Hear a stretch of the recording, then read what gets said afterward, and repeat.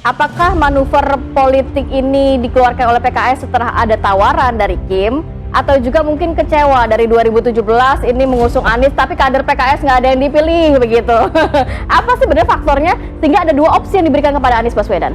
Ya tentu saya kira semua juga partai politik melakukan hal yang sama ya, dan kami bersyukur 2024 ini kami sebagai pemenang pemilu. Saya kira wajar ya, tetapi kami tidak mau jumawa ya, bahwa ini harga mati. Tentu kami akan bernegosiasi ya dengan calon mitra koalisi kami, bahwa siapa kira-kira yang memang layak dan pantas untuk memimpin Jakarta ini. Jadi sekali lagi ya ketika disampaikan nama Pak Sohibul Iman, tidak menutup kemungkinan kami nanti berkoalisi dengan yang lain, dan kami akan mendengarkan itu. Dan sudah penjajakan dengan Pak Surya Paloh, sudah bicara, mungkin insya Allah nanti ke depan dengan Gus Imin, ya semua kita akan lakukan, termasuk dengan Gerindra dan Bang Andre juga kita akan sampaikan. Ya. Ayo kita ngajak bareng-bareng, karena memang saya yakin ya semua partai akan mendukung sosok yang punya rekam jejak baik dan berpotensi menang besar. Partai Keadilan Sejahtera memastikan untuk mengusung nama Muhammad Sohibul Iman menjadi bakal calon Gubernur Daerah Khusus Jakarta di Pilgub DKI Jakarta 2024. Hal tersebut merupakan hasil kesepakatan yang diambil dalam rapat Dewan Pimpinan Pusat dengan Majelis Syuro PKS beberapa waktu lalu. Sohibul Iman selama menjadi Presiden PKS telah berkontribusi besar terhadap meningkatnya perolehan suara dari kursi partai di parlemen. PKS memperoleh 11,49 juta suara atau sekitar 8,21% di pemilu 2019. Jumlah ini naik signifikan ketimbang pemilu 2014 yang memperoleh 8,46 juta suara atau 6,77%. Pipin, kalau misalnya sudah firm begitu ya, menunggu jawaban Anies, mungkin opsi mana yang akan diambil? Akan kapan nanti diumumkan mungkin? Secepatnya kah atau masih menunggu lobby-lobby dengan Kim dan lain-lainnya? Ya, pertama tentu kami harus mendengarkan ya bagaimana aspirasi dari bawah dan juga dari calon mitra koalisi. Pimpinan PKS itu akan mengambil keputusan, mudah-mudahan dalam waktu dekat ya, entah hari ini atau besok, mudah-mudahan siang ini ada keputusan yang mungkin nanti insya Allah disampaikan oleh Presiden PKS ya.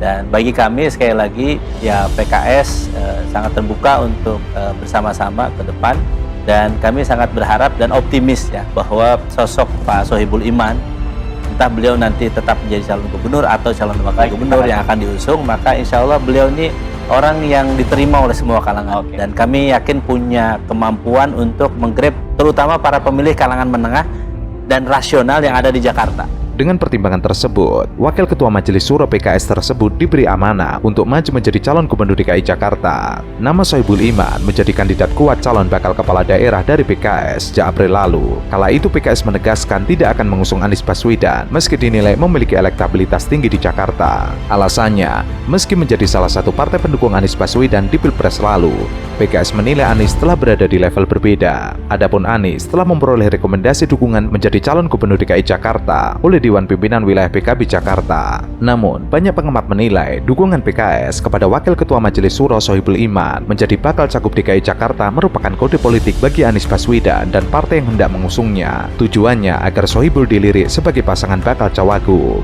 Kan banyak orang bertanya-tanya tentang PKS ini punya kader nggak sih? Ya tentu saja kita punya ya. Karena selama ini kami sudah setiap pemilu dari Jakarta kami mengusung orang lain termasuk mendukung Mas Anies. Tapi bukan berarti juga PKS tidak mendukung Mas Anies. Ini juga harus diluruskan. Karena sejak awal PKS mensyaratkan jika ingin mendapat dukungan, Mas Anies harus masuk PKS atau mencari wakilnya dari PKS. Saya kira ini opsi-opsi yang kami berikan supaya PKS sebagai partai kader, partai pemenang pemilu Jakarta, juga mendapatkan kesempatan untuk berlayar untuk membangun ibu kota. Jadi harus dipisahkan antara memajukan Sohibul Iman dengan tidak memajukan Anies. Artinya kami ingin tetap bahwa ke depan Jakarta dipimpin orang-orang berkualitas. Anies dan Sohibul memiliki potensi kuat jika bersatu dalam pemilihan kepala daerah DKI Jakarta. Apalagi, PKS dan Anies juga memiliki sejarah lama saling mendukung dalam kontestasi politik. Anies diingatkan agar segera merespon kode tersebut. Jika tidak, nantinya yang meminang PKS justru dari Koalisi Indonesia Maju. Sudah sewajarnya PKS menaikkan posisi tawar yang tinggi dalam Pilkada DKI Jakarta kali ini. Apalagi, PKS merupakan partai pemenang Pileg DKI Jakarta 2024 dan sudah 10 tahun ini hanya menjadi sosok di belakang layar dalam perebutan kursi eksekutif di Jakarta dan Pilpres. kami menyiapkan beberapa skenario ya, karena dalam politik itu kita nggak tahu ya. Karena Mas Anies juga belum declare juga secara resmi apakah berkenan maju atau tidak. Seandainya Mas Anies tidak bisa berlayar karena berbagai satu hal, tentu saja kami siapkan Pak Sohibul Iman sebagai calon gubernur. Tapi jika ternyata Pak Anies mendapat dukungan dan tentu saja partai kami cukup perahunya, kami juga menyiapkan Pak Sohibul Iman sebagai calon wakil gubernur. Jadi saya kira ini sudah jelas bahwa bukan berarti kami meninggalkan Mas Anies, bukan berarti juga kami artinya mengusung sendiri, tetapi kami karena tidak bisa perahunya cukup hanya 18 kursi, sementara untuk maju itu memerlukan 22 kursi, tentu saja memerlukan dukungan dari partai lain. Jadi semuanya masih dinamis dan tentu saja dengan munculnya nama Sohibul Iman ini akan membuat Jakarta lebih banyak pilihan untuk orang berkualitas, dan tentu saja ketika Mas Anies nanti siap maju bisa digabungkan dengan Mas Anies. Berita itu Anda percaya? Saya percaya, dan ada lebih yang saya lebih percaya lagi. Apa itu? Bahwa tidak serta-merta sekarang hambatan Anies itu hanya pada persoalan partai. Tapi Ada kemungkinan lagi institusi hukum digunakan untuk mengadang Anies. Saya belum tahu. Tapi Sampai kemungkinan sejauh itu ada. Sampai sejauh itu. Mbak, di dalam rejim yang seperti ini, jangan ada satupun yang kita percaya. Isu penjagalan Anies Baswedan untuk berlaga di pemilu 2024 mengalir deras. Diasumsikan, Anies akan kehilangan panggung jika ia tidak lagi menjabat sebagai kepala daerah. Cara ini dianggap sebagai hal yang salah, karena Anies punya kemampuan untuk mengantisipasi cara-cara seperti itu. Sehingga, dia tidak akan terjegal untuk memenangi pemilu 2024. Anies hanya akan terjegal jika tidak ada parpol yang mencalonkannya di pemilu 2024. Waktu Pilpres, kita melihat bagaimana Anies dipanggil KPK dengan kasus yang mengada-ada. Terus sekarang menjelang kada. Terus kita menganggapan bahwa ini rejim sudah lebih baik. Nggak juga. Kita lihat aja ke depan. Mendingan kita perhatian dari sekarang gitu loh.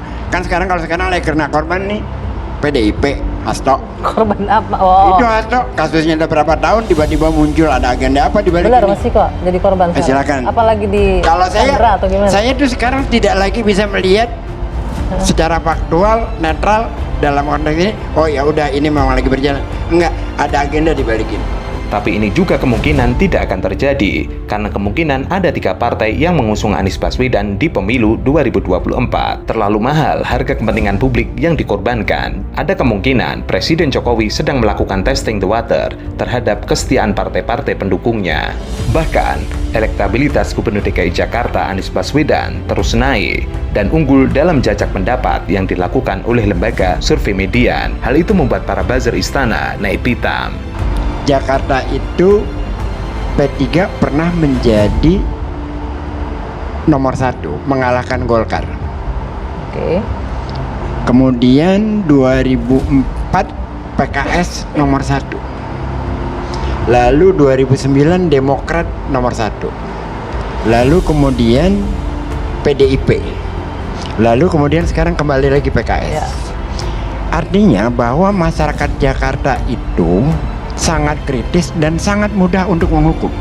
Anies Baswedan membuka peluang maju di Pilkada DKI Jakarta tahun 2024 usai dirinya kalah di Pilpres 2024. Anies menyebut peluangnya di Pilgub Jakarta terbuka asal mendapatkan dukungan karena ia mengaku baru menjabat 1 periode di Jakarta. Ia mengatakan ia telah menjalankan tugas selama 5 tahun dan tidak boleh lebih dari 2 periode. Artinya baru kerjakan 1 periode bisa melakukan periode kedua, kata Anies. Ia mengatakan itu adalah salah satu pilihan kalau ada panggilan dari masyarakat yang bisa mengusulkan adalah partai politik dan masyarakat, maka itu akan dipertimbangkan. Sinergi Anies dengan PKS itu tidak hanya pada tingkat elit, tapi juga pada saat akar rumput. Di grassroots juga di ya? grassroots juga.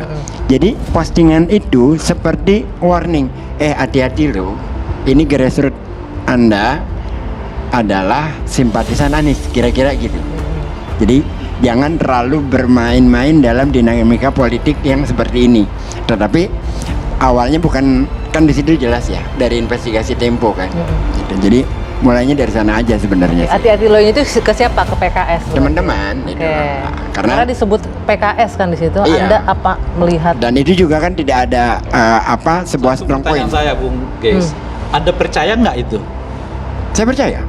Anies Baswedan digadang-gadang bakal maju kembali pada Pilkada DKI Jakarta tahun 2024. Partai Keadilan Sejahtera kembali buka suara soal pengusungan Anies Baswedan menjadi calon gubernur. Bahwa jika PKS punya kecocokan dengan Anies Baswedan dalam Pilkada DKI Jakarta 2024, sebab sebagian warga DKI Jakarta menginginkan Anies kembali maju.